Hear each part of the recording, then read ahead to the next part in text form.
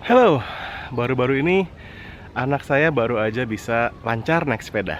Jadi dia sekarang kerjaannya main sepeda terus. Nah, saya selama ini nggak pernah sepeda secara serius sih. Tapi karena anak saya ini main sepeda terus, saya mau nggak mau ikut main sepeda lagi. Karena saya merasa saya kelebihan berat badan, jadi saya melakukan sedikit riset untuk bagaimana kalau orang punya kelebihan berat badan terus sepedahan. Dan ada beberapa hal yang saya temukan yang saya yakin pasti berguna juga buat kamu yang merasa hal yang sama dengan saya.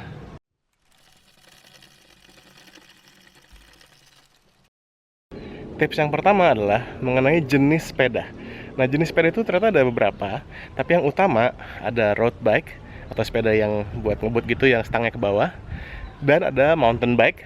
Juga ada mountain bike itu yang ada suspensinya, ya yang bannya kayak off-road gitu. Ada lagi folding bike, terus ada sepeda hybrid dan lain-lain.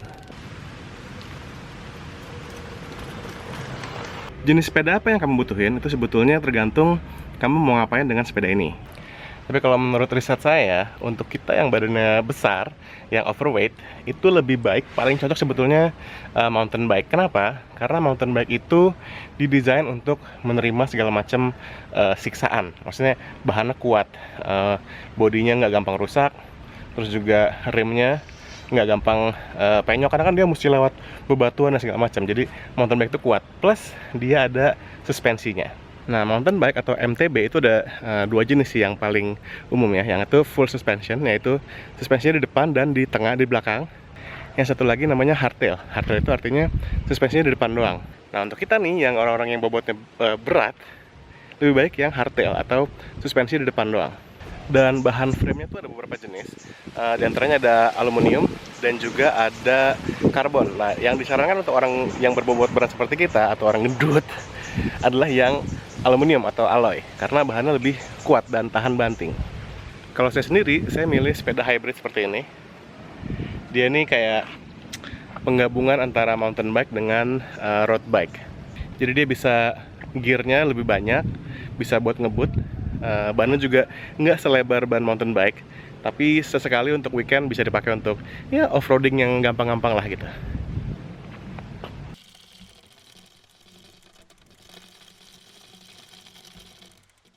Ada dua masalah yang saya rasain waktu saya kembali sepedaan lagi. Yang pertama adalah bokong saya sakit banget setelah sepedahan selama sejam. Itu ternyata karena masalah saddle. Yang kedua adalah punggung saya sakit waktu saya sepedahan itu ya. Itu karena masalah saddle juga. Dia ketinggian atau kerendahan, juga masalah stang. Saya ngerasa stangnya terlalu rendah, jadi saya terlalu bungkuk gitu pas sepedahan. Jadi solusinya gini. Untuk upgrade pertama yang harus kamu lakukan, karena kita kan bobotnya berat ya. Jadi mungkin saddle atau tempat duduk adalah hal pertama yang harus kamu ganti.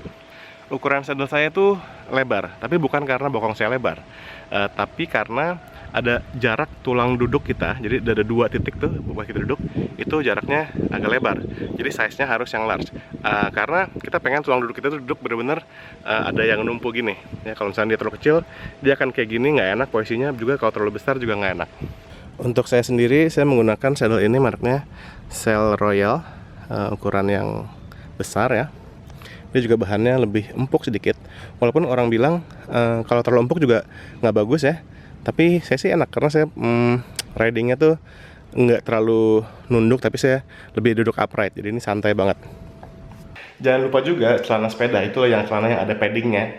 Especially kalau kamu berencana untuk sepedahan untuk waktu yang lama. Hal berikutnya yang saya rasain banget adalah posisi kita di atas sepeda. Biasanya kalau anak-anak road bike tuh kalau sepedaan tuh bisa sampai bungkuk banget ya. Nah, kalau saya mungkin nggak tahu karena saya gendut atau apa, cuman saya nggak bisa kuat posisi gini tuh, punggung saya sakit.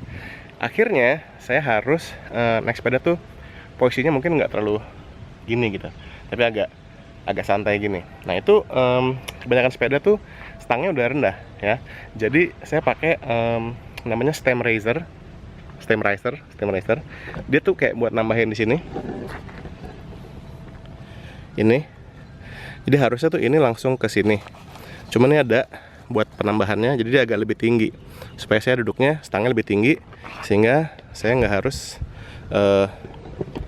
duduk terlalu gini. Nah, cara ngukur kamu bisa nggak posisinya bungkuk gitu saat sepedahan adalah kamu berdiri lurus, terus bisa nggak tangan kamu nyentuh ke lantai dengan mudah.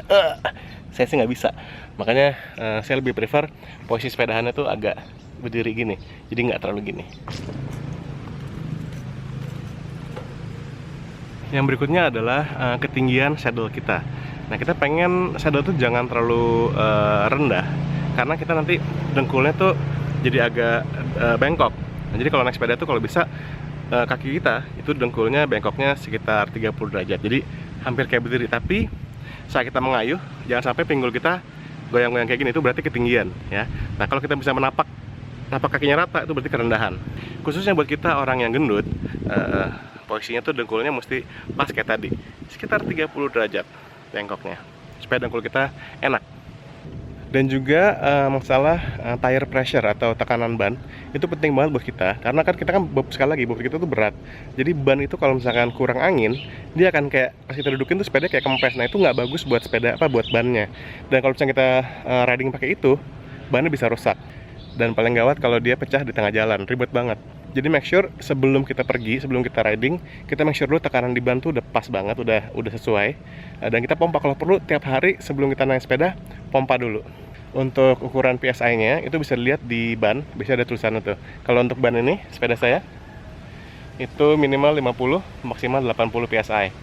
Dan jangan lupa juga, ini penting banget, jangan pernah naik sepeda tanpa bawa air minum, karena kita bakal dehidrasi cepat banget. Untuk safety tip, jangan lupa selalu pakai helm dan juga pakai lampu ya. Khususnya kalau kamu senang sepedahan di malam hari atau sore hari, pakai lampu di belakang dan di depan supaya mobil yang lewat bisa lihat kamu. Saya pikir tadinya sepedahan itu cuma buat orang yang langsing dan sporty, nggak kayak orang kayak saya. Cuman ternyata nggak banget, sepeda itu buat semua orang. Dan ya seru banget. Oke, segitu dulu tips sepedahan untuk orang gendut. Saya sih terutama, saya sama sekali bukan ahlinya di sepedahan. Saya juga baru mulai mungkin beberapa minggu ini. Tapi semoga beberapa tips ini, saya soalnya merasakan ini berguna banget buat saya sendiri ya. Mungkin berguna buat kalian juga. So, happy riding guys. Safety first, jangan lupa.